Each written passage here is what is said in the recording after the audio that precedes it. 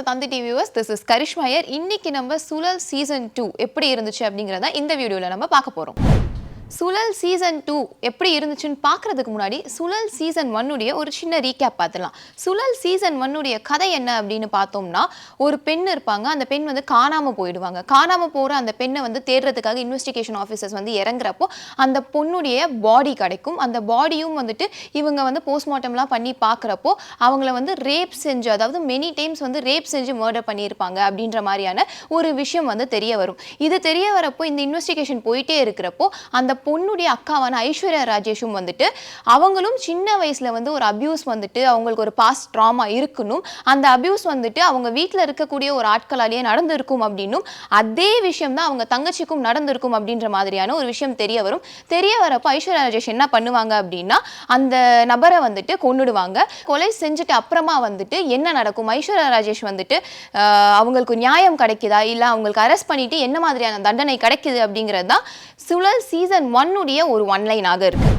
சுழல் 2 உடைய ட்ரெய்லர் பார்க்குறப்போ சுழல் 1 உடைய கண்டினியூவேஷனாக தான் இருக்கும். ஐஸ்வர்யா ராஜேஷ்க்கு அதுக்கப்புறம் என்ன நடந்துச்சு அப்படின்ற மாதிரியான ஒரு எக்ஸ்பெக்டேஷனை கிரியேட் பண்ணுச்சு. அந்த எக்ஸ்பெக்டேஷனை வந்து சுழல் சீசன் 2 வந்து ஃபுல்ஃபில் பண்ணுச்சா இல்லையா, எந்த மாதிரியான எக்ஸ்பீரியன்ஸை கொடுத்துச்சு அப்படிங்கிறத சுழல் சீசன் 2 உடைய ஒன்லைன் என்ன அப்படிங்கிறத பார்த்துடலாம். சுழல் சீசன் 2 உடைய ஒன்லைன் என்ன பார்த்தீங்கன்னா, ஐஸ்வர்யா ராஜேஷ் வந்துட்டு அரெஸ்ட் பண்ணப்பட்டுருவாங்க. அரெஸ்ட் பண்ணதுக்கு அப்புறமா வந்துட்டு அவங்களுக்காக வாதாடுறதுக்கு ஒரு நியாயமான ஒரு லாயர் வந்து வருவார். அந்த லாயரை வந்துட்டு மர்ம முறையில் வந்துட்டு யாரோ கொலை செஞ்சிருவாங்க. இந்த கொலை செஞ்சது யாரு, எதனால கொலை செஞ்சாங்க, இது ஐஸ்வர்யா ராஜேஷோட கேஸ் மட்டும்தான் காரணமா அப்படின்ட்டு இன்வெஸ்டிகேஷன் ஆஃபீஸர்ஸ் இன்வெஸ்டிகேட் பண்றப்போ இதுக்கு ஐஸ்வர்யா ராஜேஷ் கேஸ் மட்டும் காரணம் இல்லை, இதுக்கு பின்னாடி இன்னும் நிறைய மர்மங்கள் இருக்கு. அந்த வக்கீலை கொலை செய்யறதுக்கான காரணம் யாரு, யாரு கொலை செஞ்சாங்க அப்படிங்கிறத தேடி கண்டுபிடிச்சு ஃபைனலி நிறைய ட்விஸ்ட் அண்ட் டர்ன்ஸோட, இன்னும் நிறைய சப் ஸ்டோரிஸோட, இது சைல்டு அபியூஸ் மட்டும் இல்லை, இன்னும் நிறைய இருக்கு, உமன் அபியூஸ் மட்டும் இல்லை, பெண்களுக்கு இன்னும் என்னெல்லாம் நடக்குது அப்படிங்கிறத வந்துட்டு வெலாவரியா காட்டக்கூடிய ஒரு படமாகத்தான் வந்துட்டு சுழல் சீசன் 2 இருக்கு. இதுதான் இந்த படத்தினுடைய ஒன்லைன். சுழல் சீசன் 2 வந்துட்டு புஷ்கர் காயத்ரி அவங்களுடைய ஸ்கிரிப்ட் அப்படின்னாலே ஒரு புதுவிதமான ஒரு இன்வென்ட்ரி தமிழ் சினிமாவில் இருக்கும் அப்படின்னாலே அவங்களுடைய பேரு கண்டிப்பாக அடிப்படும். ஏன்னா அவங்களுடைய ஸ்கிரிப்டில் வந்து ஒரு புதிய விஷயங்கள் வந்து காட்டக்கூடிய ஒரு ஸ்கிரிப்டாக இருக்கும்.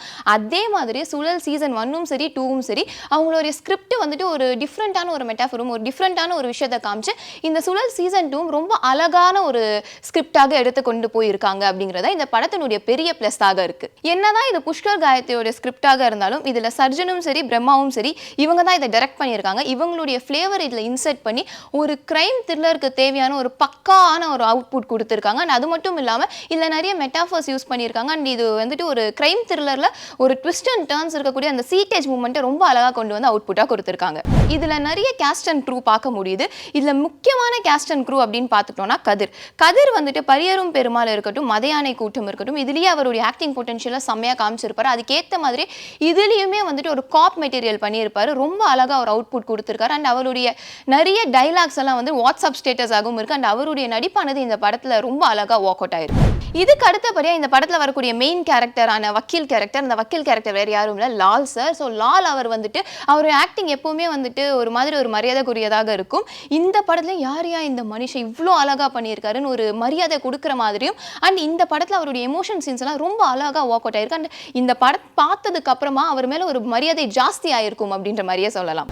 இதுக்கு அடுத்தபடியாக இந்த கதையினுடைய மெயின் கேரக்டரான ஐஸ்வர்யா ராஜேஷ் வந்து இந்த படத்தில் அவ்வளோ பெரிய அதிகமான ஒரு ஸ்க்ரீன் ஸ்பேஸ் இல்லை, இருந்தாலும் அவங்களுக்கு கொடுக்கப்பட்ட ஒரு ஸ்க்ரீன் ஸ்பேஸை ரொம்ப அழகாக யூஸ் பண்ணி அவங்களுக்கு வரக்கூடிய ஒரு சீன்லையுமே ரொம்ப மாசாக வந்துட்டு அவங்க ஆக்ட் பண்ணியிருக்காங்க.